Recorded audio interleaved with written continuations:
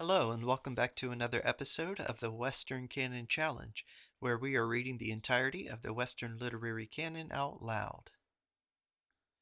Today we are continuing and finishing, actually, journal collection number 45. And like I mentioned in the other video, or maybe two videos ago, it's hard to find where we are in the year because he does not really reference dates very often anymore. And so I will just start where we left off, which is sort of in the middle of a collection of paragraphs of varying topics and lengths that he might have been preparing for future lectures. So with that said, I'll just take up the next topic as it presents itself here. Fourier was right in his 1760 men to make one man. I accept the Quetelet statistics. In a million men, one Homer, and in every million, and Homer requires Homer to read him. The doctrine of Copernicus is not in one man, but in the air, and whenever a man has larger lungs, dilates enough to breathe universal air, he is Copernican. Archimedes, Newton, Euclid, Laplace, Bacon are ample and think adequately to nature which never alters. Science is not chronological, but according to the health of the inquirer. And so often amid myriads of invalids, fops, dunces, and all kinds of damaged individuals, one sound healthy brain will be turned out, in symmetry and relation to the system of the world. Eyes that can see, ears that can hear, soul that can feel, mind that can receive the resultant truth. Then you have the Copernicus without regard to his antecedents or to his geography. This person sees the simple and vast conditions which every law of nature must fulfill, and is prepared to admit the circulation of the blood, the genesis of the planets, universal gravity, the analogy running through all parts of nature, and the correspondence of physics and metaphysics. Our boys get caught in their own nets, marry the means, and defeat the ends. Churches, colleges, nations, men do. Thus we get engines, but no engineer. Republics exerting their whole power for slavery. English illogical as others, punishing dissent, punishing education, vast expense for suppression of slave trade, and yet driving counties of poor children into cruel and demoralizing labor in factory and mines, subsidizing Austria to rob and enslave Poland and Hungary. The capital example of our day is the reverence of law, because law is the expression of the will of mankind, and the obedience to it when it contravenes the will of all humanity. The obtuseness at seeing that an immoral law is void. All great men, all illogical men, all original men keep their eye on the major proposition, the object of law, and are keenly and instantly sensible when it is violated. The generalizing and ascending effort even in chemistry finds not atoms at last, but sphericals of force. That makes man not a citizen or a working bee, but a sovereign end to himself. That makes minds differ as they can take strides of advance, one another and another. Onward there is always a better, a heaven, an inviting infinitude. Well, this originating class differs in kind from the working class. They live in means. This is contemplative of end. They are working. This is poetic. They believe, those moved by this spirit, that the ship needed compass, as well as sails and rudder. They wished piety, they wished thought and inspiration, and secured it so by sequestration, leisure, elevation, generalization. Laws of thought they wished to secure, somebody who could climb where they could not, could fly, if it were possible, to heavenly domes, could sing as they had heard of singing. And then the editor says several pages are torn out. Scholars. How sacred, how sweet the function to which these are reserved. The stars, the wind, the souls in heaven have nothing purer or more noble in charge. These are to gather the flowers of the past, to express the essence of old wisdom, to hold the unruly present firm to the sphere. to keep the first cause in mind, to consecrate all to an aim, to the engineer of this wonderful engine which the 19th century in million workshops builds. But the scholar is to be a new potentate, and must be schooled in the rules of his conduct, like any other king. What he utters is to be true for the instruction of nations, and that it may be commanding, it must be true. He must be in awe of himself. Why is Socrates invincible? Because Socrates is more afraid of Socrates than of the 30 tyrants. And what means to do the impossible, to gripe the gliding Proteus, to anchor this floating, escaping Italy? I will tell you. The affections are the wings by which the intellect launches on the void, and is borne across it. Great love is the inventor and expander of the frozen powers, feathers frozen to our sides. Heaven takes care to show us that war is a part of our education as much as milk or love, and is not to be escaped. We affect to put it all back in history as the Trojan War, the War of the Roses, the Revolutionary War.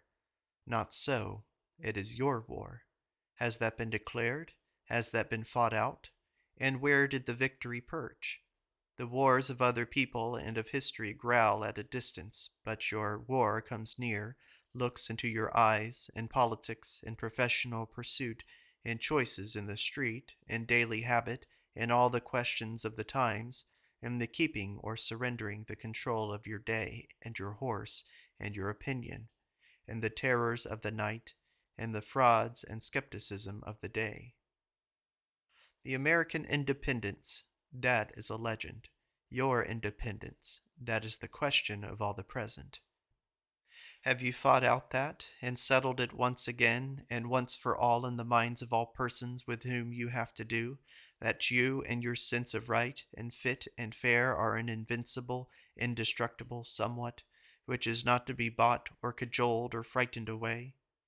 That done, and victory ascribed on your eyes and brow and voice, the other American freedom begins instantly to have some meaning and support. Isaac Hoare, son of old Tim Hoare, who owned large land tracts in Westminster, built the frame of his house in East Quarter of Concord, over the cellar which he had dug and stoned. Then he thought he would go up to Westminster and look after his land there, so sold the frame to Mr. Minot, who removed it up to its present place and built the house, at present George Minot's, in 1803 or 4, and lived there till he died. George Minot was 15 years old when he came to live with his grandfather, and lived with him till he died 10 years later.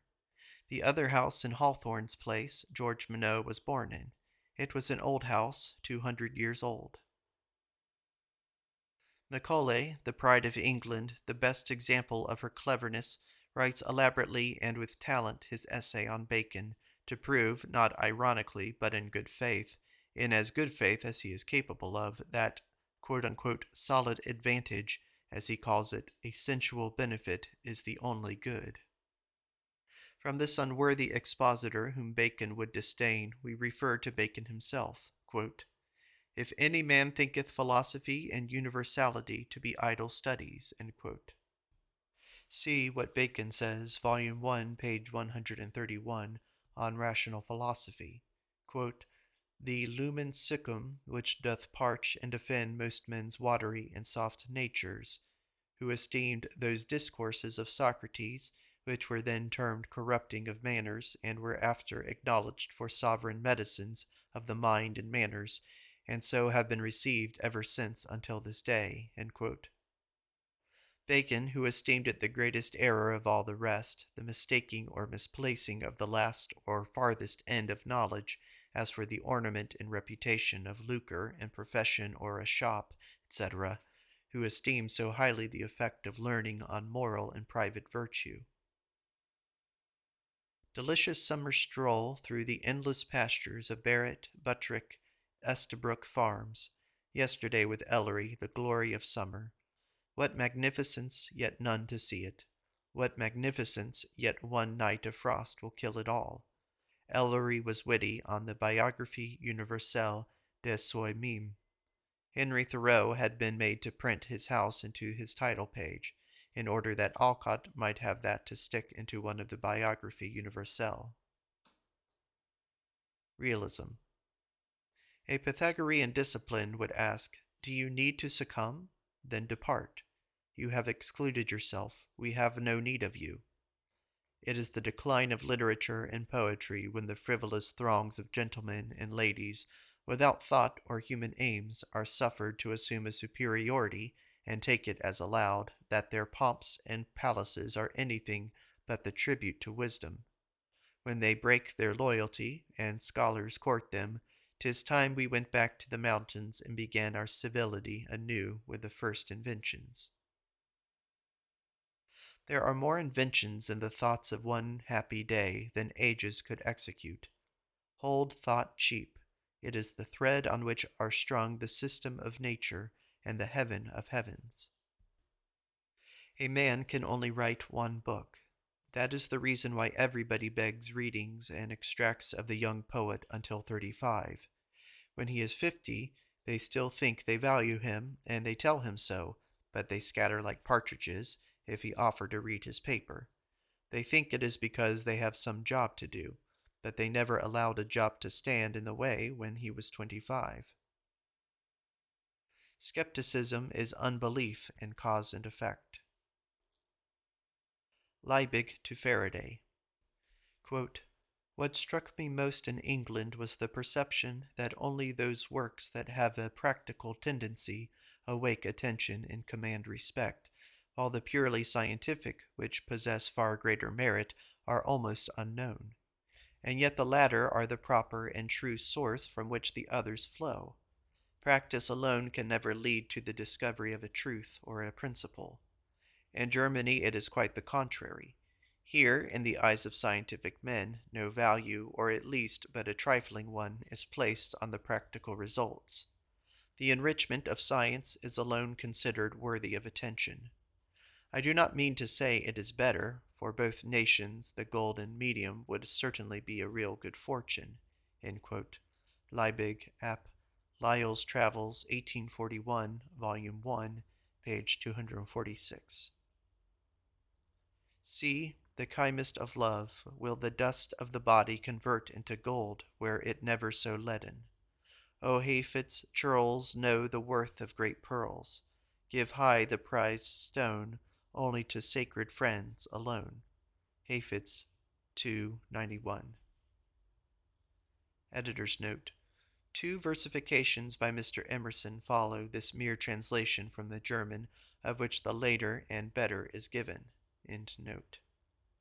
Thou foolish Hafits, say, do churls know the worth of omen's pearls? Give the sacred moon-like stone to the sacred friend alone, or give the gem which dims the moon to the noblest or to none. What said Fontenelle about poetry, women, and the fine arts, 3 things on which he had written much and knew little? I suppose every one has favorite topics, which make a sort of museum or privileged closet of whimsies in his mind, and which he thinks is a kind of aristocracy to know about. Thus I like to know about lions, diamonds, wine, and beauty, and Martial and Hafits. If you read Cardinal de Retz in a village, you will easily be able to plant his principal characters on various heads who play the like parts in the county which his heroes performed in France. We have our M. de Rohan, whose only talent is to dance, and knows that his element for rising in the state is at the drop-ins and military balls. We have our old granny of a M. du Angoulême, or M. de Beaufort, who is only a private man, and affects neutrality, our small Mazarin, whose talent is to go about the bush to give to understand, Mr. E. of Bangor, who never pronounces, never finishes his sentence, but, quote, "You take the idea?" End quote. The one precept the English have retained of all their Norse traditions is exercise, and it makes the rule of palaces as well as of farms. The roads, the London parks, the country seats, the game preserves of Scotland, Europe, Asia, and Africa are the riding grounds of the English. The boating, yachting, cricket, skittles, shooting, deer stalking, and every species of equitation are the 12th commandment on which national existence hangs. Rule of the public schools, rule of the university, rule of every country seat. At noble houses, even, may be seen an old sergeant kept to drill young ladies in military exercise, attitude, march, and exercise of the chest and arms to the sacred end of English health. Le style c'est l'homme, said Buffon, and Goethe said that, as for poetry, etc., he had learned to speak German, and I say of Burrell's 50 languages that I shall be glad if he knows one, for if I be asked how many masters of English idiom I know, I shall be pestered to count 3 or 4 among living men. A good head cannot read amiss. In every book he finds passages which seem confidences. No book has worth by itself, but by the relation to what you have from many other books it weighs. Feats. Cardon's praise of algebra, see Hallam 1, 358, is beautiful, and Newton's and Leibniz's quarrel about fluxions belongs to this category. Quotation. It is curious what new interest an old sentence or poem acquires in quotation. Hallam is never deep, but he is a fair mind, able to appreciate poetry, unless it becomes deep, and Hallam cites a sentence from Bacon or Sidney, or distinguishes a lyric of Edwards or Vaux, and straightway it commends itself to me as if it had received the Isthmian crown. We say the English have a homely taste, a Bible style, from first to last hate euphemism, as in Alfred, Saxon, Chronicles, Chaucer, Ballads, Gammer Gurton, and Ralph Royster, Latimer, Shakespeare, Cotton, and other translators, Defoe, Bunyan, Hudibras, Swift, down to Cowper and Burns. Then came the strife between the two principles, Platonism and materialism. Bacon represents better than he knew the precise plight of English mind, for he held by divine nature on the divine side, and then by London birth on the common sense and commercial. He struggled hard to do justice to the Muse, and prayed to his countrymen to hear her, but prayed to them that had no mercy. Well, so long as the Muse ruled, so long as we had poetry, and the common sense served well, but this rebelled and usurped the lead. Here are several facts which need notice. The plain style indicates that the people had their share in it. Then I think its style is not easy or rightly measured by time, as decades or centuries, as by names of men. Then this pivotal Lord Bacon, his rules or reform or influencing is nothing, which is of great importance. All his importance is the influx of idealism into England. Where that goes is poetry, health, progress. The rules of its genesis or its diffusion are not known. It seems an affair of race or of chemistry. Locke is as surely the influx of decomposition as Bacon and the Platonist of growth. Bacon held of both, of ideas in his genius, of English trade in his politics. As to his doctrine of fruit, or to the direction of his centuries of observations on useful science, I think little of that. I suppose his experiments were worth nothing. He had no genius that way. Franklin or Arkwright or Davy or anyone with a talent for experiment. The whole is told in saying Bacon had genius and talent. Genius always looks one way, always is ideal, or as we say, Platonist, and Bacon had genius. But a common case, too, he had talents and the common ambition to sell them. Hence his perfidies and sycophancy. His common sense held of his genius. There was no treachery to the supreme reason in wishing the laws of meteorology or of political economy well understood. His treachery to his genius begins as soon as he left the employments he loved, and which ennobled him for the lucrative jobs which the queen or the favorite imposed.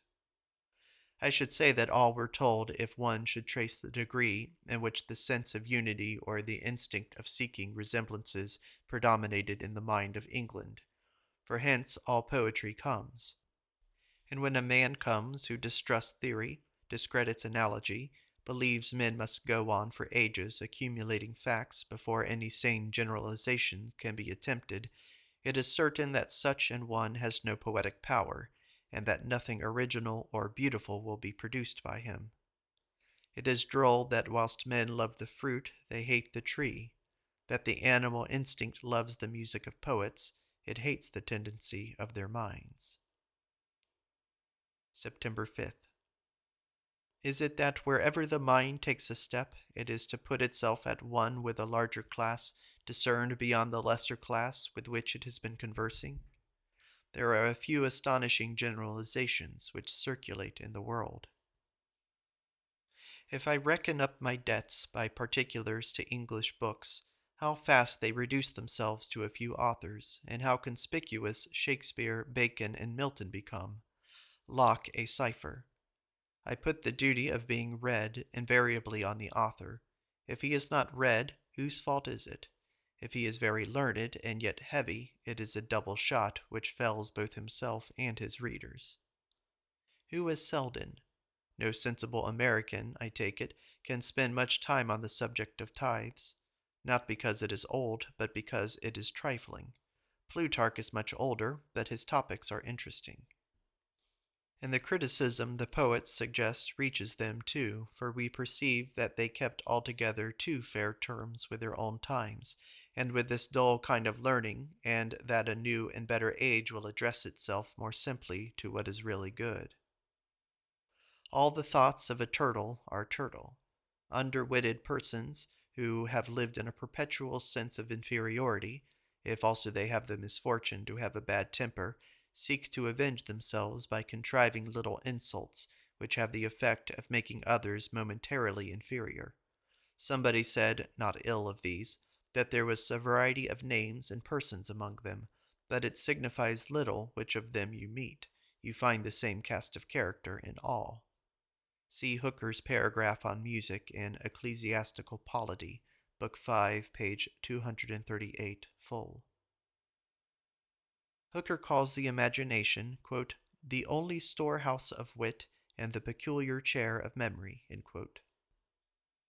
History of ecclesiastical councils arraying nations for and against some clause or quibble in a creed, and sucking the blood and treasure of ages to the one or the other part, as in the controversies of Europe on the Nicene, Athanasian, or of the two sects of Mohammed, or of Catholic and Protestant later, or now of the mesmerism, etc., are all only valuable after ages have cleared away the smoke with the lives, cities, and institutions of the parties, and discloses the structure of mind which necessitated these heats and rages. The White Feather, a novel in 2 volumes. Who has signed the paper? What has been the usage? What does the Church say? What will be worn? The poor keep perpetual fast, the rich perpetual feast. A great step for good and evil in liberty taken by Nectarius at the advice of Eudaemon, a priest at Constantinople, to disuse penitentiaries, i.e., public confession of communicants. See Hooker, Book 6, page 343. Editor's note: here follow several extracts from Pepys's diary. The perfection of writing is when the animal thinks, and wine, no doubt, and all the fine food furnishes some elemental wisdom, and the fire too as it burns, for I fancy that my logs, which have grown so long in the sun and wind, are a kind of muses. A Greek epigram out of the anthology, a verse of Herrick or Dorset, are in harmony both with sense and spirit. It would seem all legislatures are alike, for Pepys says his cousin Roger P., member of Parliament, quote, tells me that he thanks God he never knew what it was to be tempted to be a knave in his life, till he did come into the House of Commons, where there is nothing done but by passion and faction and private interest, Volume 2, page 150. Transfusion of blood of a sheep into a man, with benefit. See Pepys 2, 160, 158. Hooker and his coevals show the power of an ideal dogma. Christianity was an idealism which did a world of good in the materialism of old Rome, and of the robbers and pirates of the Middle Age. It was a noble heart-warmer with the range and play it gave to thought and imagination in opening the doctrine of love. These old fellows ranged like poets in these ethereal fields, and only quoted a text now and then to give a quasi-authority to their fancies. But 'tis wonderful the difference between their range and the strait waistcoat and close corners of our priests. They quote condescendingly, and out of gentlemanlike good humour, not needing it out of any poverty, for they have as good of their own, but ours in a cowed and servile way, never matching it by anything as good. Then I notice the freedom with which they fill up the faint outline map which the Christian hypothesis affords them with a bold mythology of their own. Thus the heaven, on the sparsest hint, they populate with angels in rank and degree, borrowed, I believe, out of Dionysus, and exercise their fancy very freely and well in this rhetoric, which to the next age or to the next writer becomes instantly authority, and is repeated over like Holy Writ from one to another till it become believed by being often said. Hooker, however, it must be owned, calls, quote, this present age full of tongue and weak of brain. Elizabeth Hoare.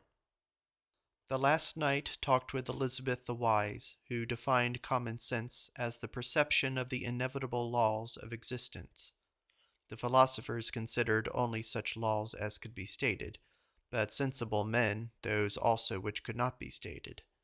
A very just distinction which I find with contentment that I had recognized in my paragraph about Dr. Johnson, but had not rightly laid down beforehand. I find also in her a certain forward motion of the mind when at last through 1,000 silences and delays she begins to speak, which is excellent as being the mind's own motion through beauty and sweetness of the thing perceived, and without any manner of reflection or return on oneself.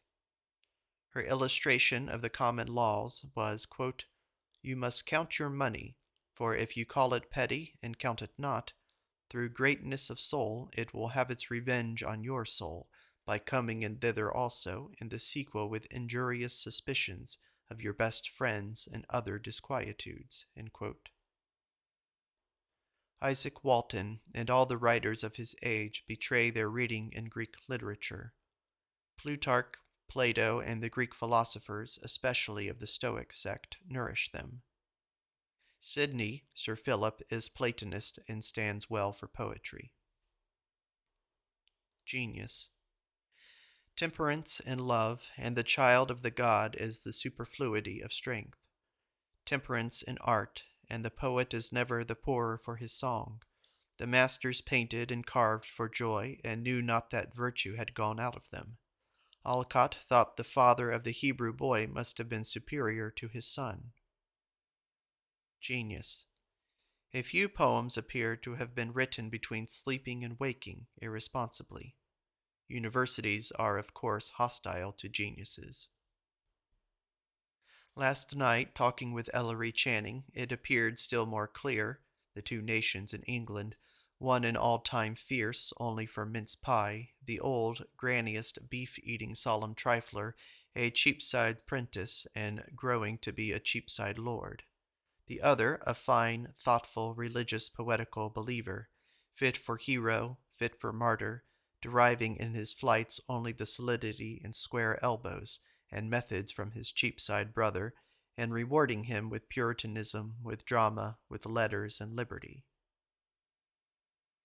It would be well to begin the story with notice of my first visit to England. It was then more ignorant than now. I am ignorant enough now, heaven knows, nay, I am of the hopelessly ignorant class to whom the knowledge of scholars is always a marvel, fault of some method in my mind. But I was ignorant enough then to wish to go to Europe only to see 3 or 4 persons, Wordsworth, Coleridge, Landor, and Carlyle. I should have wished to see Goethe in Germany, but he was then just dead. After these, there was not in England excepting, and then a page is torn out. I praise the expansive, the still generalizing, because it seems as if transition, shooting the gulf, were the essential act of life. Nature forever aims and strives at a better, at a new degree, the same nature in and out of man, the same nature in a river drop and in the soul of a hero. One class of minds delighting in a bounded fact, and the other class in its relations or correspondency to all other facts. The art of conversation, or the qualification for a good companion, is a certain self-control which now holds the subject, now lets it go, with a respect to the emergencies of the moment. Quote, "What a sublime and terrible simplicity there is in our Navy! Nothing is admitted but what is absolutely useful. Cannon, decks, sailors, all wore the appearance of stern vigor. No beautiful forms in the gun carriages, no taste or elegance in the cannon. Ports, square and hard, guns, iron, sailor, muscular." Haydon. James Furniss said, quote, "There was only one person in the world he envied, and that was his wife." Franklin, when they questioned as to the utility of something, said, quote, "What is the use of a baby?" Solitary was he? Why, yes, but he comforted himself by thinking that his society was limited only by the amount of brain nature appropriated in this age to carry on the government of the world. Dr. Jackson's big crystal of beryl comes from Ackworth, New Hampshire. Mr. Francis Alger has one in his yard at South Boston weighing 3 tons, which was offered to Dr. Jackson for $20. Mr. Alger was carried thither by Dr. Jackson and bought the mountain. Dr. Jackson said he did not give more than $200 for the whole. When I showed Ellery a finest sunset, in the central glory of which a telegraph pole stood, like the spear of Uriel, he looked and said, "Why, yes, nature lies like the Irish." October 11th. Never was a more brilliant show of colored landscape than yesterday afternoon. Incredibly excellent topaz and ruby at 4 o'clock, cold and shabby at 6. Old English Poets. The heart of the question is, how came such men as Herbert, Herrick, Donne, Chapman, and Marvell to exist? What made those natures? Was that climate? Was that race? For 'tis certain there were more where these came from, that the people who lived with them must be like them. The appreciation never lags far after the invention. The hearing ear is close to the speaking tongue, and no genius can long or often utter anything which is not invited and gladly entertained by men around him. Sir Philip Sidney says of Pietro Puglione, when he praised horsemen as, quote, "the noblest of soldiers, masters of war, and ornaments of peace, speedy goers and strong abiders, triumphers both in camps and courts," "Nay, to so unbelieved a point he proceeded as that no earthly thing bred such wonder to a prince as to be a good horseman. Skill of government was but a pedantry in comparison." Imagination. We live by our imaginations, by our admirations, by our words. A man pays a debt quicker to a rich man than to a poor one, wishes the bow and compliment of a rich man, weighs what he says. He never comes nearer him for all that, but dies at last better contented for this amusement of his eyes and his imagination. Intellect. I notice that I value nothing so much as the threads that spin from a thought to a fact, and from one fact to another fact, making both experience valuable and presentable, which were insignificant before, and weaving together into rich webs all solitary observations. The old men believed in magic. I wish to know the nomenclature of botany and astronomy. But these are soulless both as we know them, vocabularies both. Add astrology to astronomy, and 'tis somewhat. Add medicine and magic to botany, and that is something. But the English believe that by mountains of fact they can climb into the heaven of thought and truth. So the builders of Babel believed. But the method of truth is quite other, and heaven descends, when it will, to the prepared soul. We must hold our science as mere convenience, expectant of a higher method from the mind itself. Quetelettism. The action of the Saxons in America is bad, but has its checks, and though the evil lies nearer the hand than does the good, yet I never fear that people will be able to get away from their brain. The moment they run into extremes, the minority, always ready to become a majority, defeats them. They will not burn their fingers twice. Success is a measure of brain. It requires one that carry the conditions in his head, climate, politics, market, persons, and enter bodily into the complications of the dance, and by keeping the figure, not jostle any of the partners. Quote, all difference is quantitative, said Schelling, and common sense seems a spread of vitality over the whole radiant brain, instead of only at points, so as to apprehend all the conditions of success. More vitality, like Spalzani's blinded bat, which yet flitted among stretched cords, in and out without touching one. Quote, and if one ought to thank God for the joys that do not tend to salvation, says Madame de Sable. English sense. A piece of ivory was found in an Egyptian tomb 4,000 years old. When exposed to the air, it rapidly crumbled. Buckland said, boil it in gelatin, and it came out sound as new ivory. The French before the Battle of Alma issued an order of the day about glory and the emperor. Lord Raglan ordered the commissary to supply the troops with extra allowance of porter. Nature helps everybody, brings each to higher ground than he was wont to occupy. Nature furnishes the nouns, which must be of use whenever and wherever. All the verbs of language express motion, which must exist wherever we go. We have reformed our botany, our chemistry, our geology, our anatomy, through the appearance of a several genius, but our metaphysics still awaits its author. A high analogic mind, a mind which with one apercu penetrates many successive crusts and strings them as beads on its thread of light, will delight us with mental structure as a naturalist with his architectures. Now our metaphysics are like Kett and Blair. English finality. Englishmen think as far as the bishop and the chancellor, so we believe in melioration just as far as it has gone from fossil up to Anglo-Saxon, but we are passing into new heavens, and the earth and the atmosphere have not ended their purging chemistry, and so into new earths. Swedenborg is the theosophist of the present age. 'Tis very fine for England and America, Boston and London, refined circles, to affect a scorn. Some theory must be at the bottom, and these surface creatures might be shown that they are Swedenborgians, or else skeptics. They hate, all men hate, skepticism, and when shown what kind of rotten underpinning they are strutting upon, they will kiss the robe of Swedenborg. An idealist rare. Farmer Hunt doubted whether there really were any tongs, which he seemed to hold in his hand, and Rouse's scene painter was a root and branch doubter.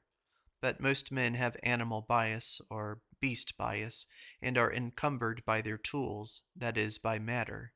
Only a supreme spirit plays with matter, and sees all history as a fluid ocean wrought up at will into every astonishing variety of form by nimble ideas. To say, quote, the majority are wicked, means no malice nor bad heart in the observer, but simply that the majority are young, are boys, are animals, and have not yet any opinion, but borrow their opinion of the newspaper, and of course are not worth considering. They have not yet come to themselves, do not yet know their opinion. That, if they knew it, is an oracle of God, and worthy of all curiosity and respect from them and from all. Choate said of the testy Chief Justice Shaw, I perceive that he is ugly, but I know that he is divine. Judge Shaw said to Mr. William Sturgis, when the Pacific road is finished, I am going with you to see your old friends on the northwest coast. Sturgis replied, if I am only recently dead, I will go with you. This is the end of Emerson's journal collection number 45, dating from the year 1854, when the author was 51 years old. Thank you for listening.